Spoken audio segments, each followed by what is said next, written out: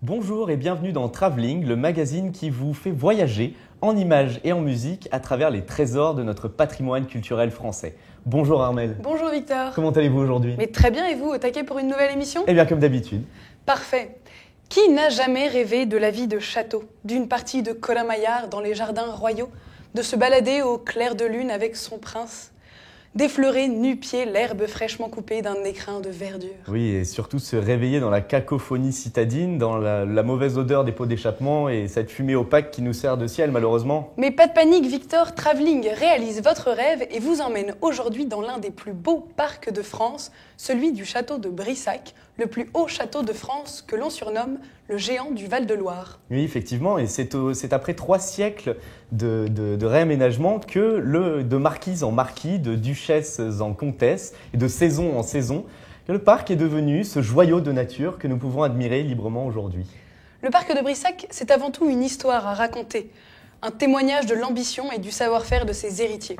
C'est dans une volonté de conserver et de développer un petit coin de nature apaisant qu'aujourd'hui le parc est ouvert à tous. Oui, et nous découvrirons ensemble aussi le domaine viticole des vins du château de Brissac, qui d'ailleurs est considéré aujourd'hui comme l'un des fleurons des vins du Val-de-Loire.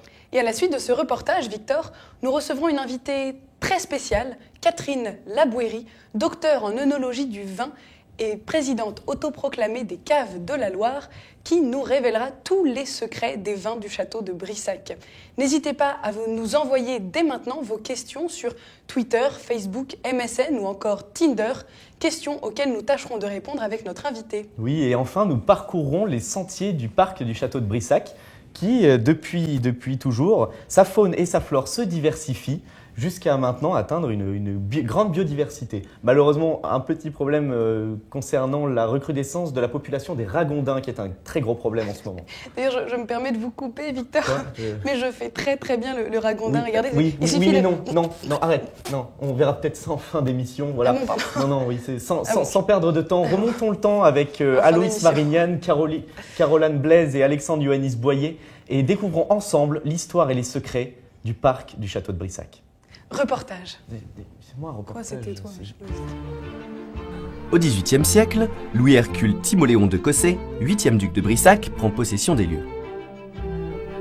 À cette époque, Brissac n'est encore qu'une petite ville fermée. Le parc ressemble plutôt à un jardin entouré d'eau, ce qui donne une protection naturelle à la demeure. Plusieurs grands projets seront abandonnés, sauf celui de l'assèchement de l'étang, qui laisse place à 160 hectares de terres cultivables. En 1796, le 9e duc, Augustin de Cossé, reprend le domaine, mais la Révolution laisse des dégâts considérables. Afin d'engager des fonds importants pour son projet de parc paysager, il fait construire un petit château à côté du premier. Ces aménagements vont transformer durablement le parc. Un mausolée est érigé au-dessus de la ville de Quinçay pour abriter les dépouilles familiales. Les douves sont comblées et laissent place à un souterrain. Des allées sont percées et rejoignent le parc Martineau au sud-ouest. La pépinière contient alors une grande diversité d'arbres qui attirent les pépiniéristes les plus renommés. La ferme de l'étang est édifiée vers 1812 pour encourager l'agriculture déjà florissante grâce à ses vignes, ses céréales et sa production de bois. Le parterre, géométrique, est enfin remplacé par une grande prairie bordée d'allées courbes. Timoléon de Cossé, 10e duc de Brissac, s'empresse de détruire le petit château de son père, qui, auprès du grand, avait l'air de la maison du portier. L'acquisition d'un nouveau terrain en 1831 permet la création d'un potager dessiné par André Leroy. Afin de mettre en valeur le château, en 1895, Jeanne Say, vicomtesse de Tréderne, transféra écurie et dépendance de l'autre côté de l'Aubance, offrant à la forteresse une meilleure visibilité. Mais la plus grande intervention reste celle du bien connu architecte paysagiste René-Édouard André, qui transforma une mauvaise prairie en un vaste étang surnommé le lac de Diane. Cette pièce d'eau qui s'étend sur plus d'1,7 hectare nécessita le travail de 130 hommes et l'évacuation de 18 000 mètres cubes de terre. Plus tard, la vicomtesse aménagea une deuxième étendue d'eau, que l'on surnomme désormais le lac d'Y. En effet, ce qu'il faut savoir, c'est qu'après la mort de Jeanne Say, en 1916, 3 générations ont habité le château. Malheureusement, les 2 guerres mondiales n'ont pas permis l'entretien du parc. C'est donc son actuel propriétaire, Charles-André de Cossé-Brissac, qui a redonné au parc son éclat. Un petit point historique qui a toute son importance, n'est-ce pas Victor ? Et effectivement, Armel, et cela va vous plaire, en fait, les vignes de Brissac ont été un chantier majeur, le point d'orgue des réaménagements après la guerre. Ce qui fait que les vignes, actuellement, font entièrement partie de la culture et du paysage angevin, offrant un vin chargé d'histoire, comme nous le rappellent Anne Coste, Armel Anchon et avec la précieuse aide de Catherine Labouéry. Reportage. C'est moi. Non, c'était reportage. Reportage. C'est parmi les villages préservés et au cœur de la 3e région viticole de France, le Val-de-Loire, que s'étendent les milliers d'hectares de vignes d'Angers-Loire-Vallée.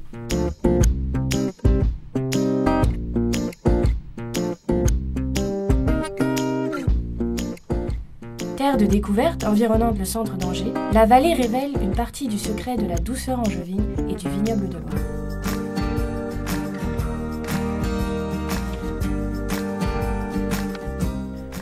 Au pied du château de Brissac, les caves de la Loire s'affirment comme l'un des fleurons de la viniculture de la région.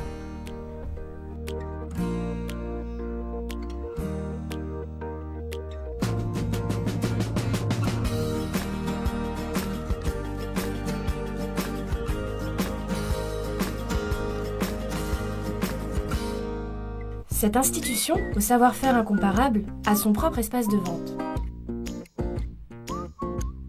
Les fins connaisseurs et les amateurs de vin peuvent y déguster la production des 160 vignerons exploitant les terres alentours, dont les 28 hectares appartenant à la famille Cossé-Brissac. Le château produit 3 vins d'appellation d'origine contrôlée, commercialisés sous l'étiquette Château de Brissac.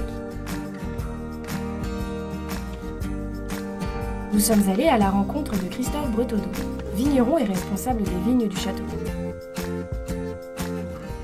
Nous, notre métier, c'est l'entretien de la vigne, de la taille de la vigne l'hiver jusqu'au vendange, la réception du fruit. Donc après, on a tout ce qui est en travaux de vigne classiques, taille et tirage des bois, ébourgeonnage des vignes. On fait les traitements phytosanitaires. Après, l'entretien des sols, tels que les tontes des enherbements, les désherbages ou les travaux du sol, gratter la terre pour qu'il n'y ait pas d'arbres qui poussent.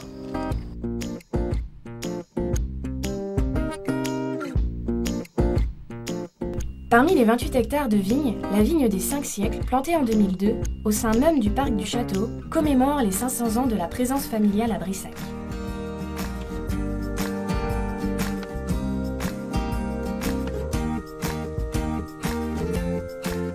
Un héritage qui participe à la richesse du parc et à sa diversité.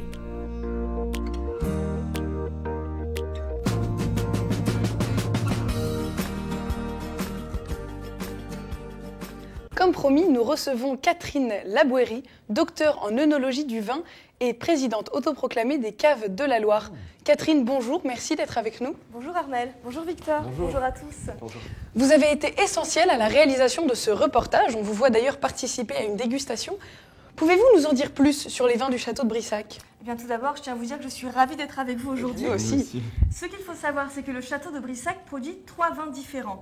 L'Anjou Village Brissac, le Rosé d'Anjou et le Rosé de Loire, que je vais vous présenter. Premièrement, l'Anjou Village Brissac est drapé d'un rouge sombre et profond. Bien sûr, allez-y. Sa robe est soutenue, souvent sombre, de couleur rubis. Et il a une dominance d'arômes suaves, de réglisse et de fruits noirs. Curieux. Très bien. Voilà. Ensuite, vous avez le Rosé d'Anjou. Ce rosé d'Anjou est tendre et légèrement doux. Il a une robe claire et il est rafraîchissant et léger. Une très belle couleur. Ça, c'est un demi-sec. Exactement, c'est D'accord. un demi-sec. Très bien.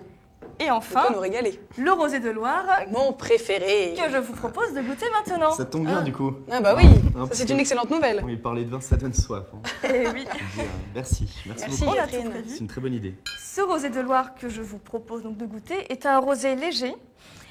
Il est à la fois souple et coulant.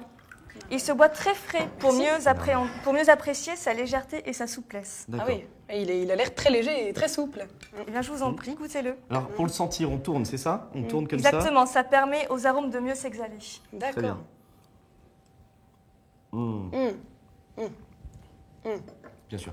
Ah Alors, oui. ce vin. Ah, sans conteste. Oh, c'est divin. Excellent. Mm. Et c'est passionnant en plus d'apprendre tout ça. En tout cas, je viens de voir que nous avons reçu un tweet un tweet de Pierre du 49 qui demande, très pertinente question, à quel plat associer les vins de Brissac? Eh bien, c'est une très bonne question. En effet, l'Anjou village Brissac, comme la plupart des rouges, je vous conseille de le déguster avec de la viande ou alors au moment du fromage. Par exemple, du Folépi, qui est un fromage produit à Château-Gontier, au nord d'Angers. Quant aux deux rosés, ils sont parfaits pour accompagner la cuisine d'été. Ils sont très rafraîchissants.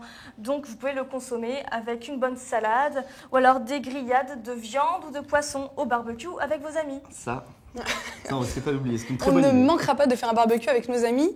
Mais avec modération. Avec modération, évidemment. Mhm. Merci beaucoup, Catherine Labouéry, de nous avoir apporté toutes ces informations Avec plaisir. pour nous éclairer un peu plus sur tous les secrets que cachent les bouteilles des vins de Brissac. Oui, et maintenant, retour au parc où, entre vignes, arbres de tous les continents, oiseaux, chevaux et ragondins vivent ensemble dans cet espace naturel parfaitement entretenu par la famille Cossé-Brissac.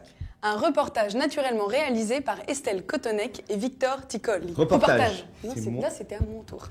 Le parc de 70 hectares du château de Brissac est à lui seul une richesse du patrimoine. Cet écrin de verdure conserve depuis des générations une biodiversité variée et propose au public de se balader dans un décor splendide. Le parc, au-delà de son aspect esthétique, sensibilise ses visiteurs à l'écologie et au respect de la nature. Initialement, l'environnement était défensif, notamment par les étendues d'eau présentes tout autour du château. Ce n'est que plus tard qu'il fut transformé en jardin purement esthétique. La famille de Brissac y apporte alors des variétés de végétaux issus du monde entier. Des arbres qui ont fait la fortune des pépiniéristes au 19e siècle, comme les séquoias par exemple, qui sont arrivés donc de Californie, les cèdres du Liban, et comme leur nom l'indique, venus du Liban.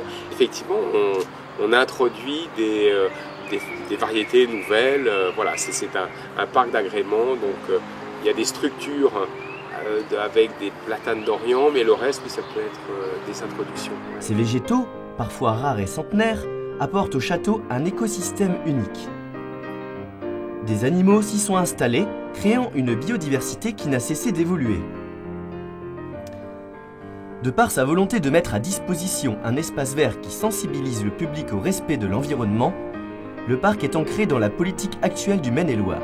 Je crois que ça correspond à la politique générale d'ouverture au public de Brissac, cette complémentarité forte entre le monument et son environnement paysager. C'est continuer les aménagements encore et toujours, faire une campagne de plantation à l'automne, la suivre au printemps, l'arroser pendant 2 ans, et voilà, sachant que voilà, les arbres naissent, vivent et meurent, donc il faut anticiper les remplacements. La famille de Brissac est fière d'améliorer cet espace pour le rendre le plus agréable possible au fil des années. Le parc a vécu de nombreuses évolutions et d'autres projets y verront le jour prochainement. Tous les ans, des campagnes de plantation sont mises en œuvre pour embellir davantage l'espace. La nature qui encore une fois se renouvelle par sa flore, sa faune, elle suggère la poésie, elle suggère la musique, elle suggère l'apaisement. Un jour, quelqu'un a dit, et je terminerai là-dessus, le prix du billet pour venir se promener dans le parc à Brissac devait être remboursé par la sécurité sociale, tellement on se sent bien et on n'a plus de problème. Effectivement, on voit que les images parlent vraiment d'elles-mêmes. Hein. Le parc du château de Brissac est un réel havre de paix, dans un espace naturel fertile et à seulement quelques kilomètres d'Angers. Et sachez, Victor, que vous pouvez en profiter le temps d'un séjour en amoureux, en famille ou bien tout seul. Oui, monsieur. Moi, je suis tout seul. Donc. Et bien, vous en profiterez tout seul, Victor, Voilà. pour revivre ces siècles d'histoire, puisque le château fait aussi chambre d'hôte. Oh. Et les murs renferment encore la magie de l'âge d'or des Cossé-Brissac. Oui, et c'est après vous avoir fait rêver à travers ces 3 reportages que nous revenons durement à la réalité. Eh oui. Effectivement, cette émission touche à sa fin et nous vous remercions chaleureusement de l'avoir suivie. Mais ne vous inquiétez pas, nous revenons dès la semaine prochaine avec On fait l'entreprise, une émission abordant la thématique de l'entreprise et du handicap. Merci à tous de nous avoir suivis. On remercie notre équipe technique et Catherine Labouéry pour ses lumières et ses conseils pour de bons week-ends entre amis autour d'un barbecue et des vins de Brissac. Et nous n'oublierons pas ces conseils. Nous Absolument vous souhaitons une bonne fin de journée et on vous dit à la semaine prochaine. Au revoir, bonne journée. C'est moi, c'est à la semaine prochaine. Au revoir, merci à tous. Arrête, Au revoir. c'est à la semaine prochaine. Merci.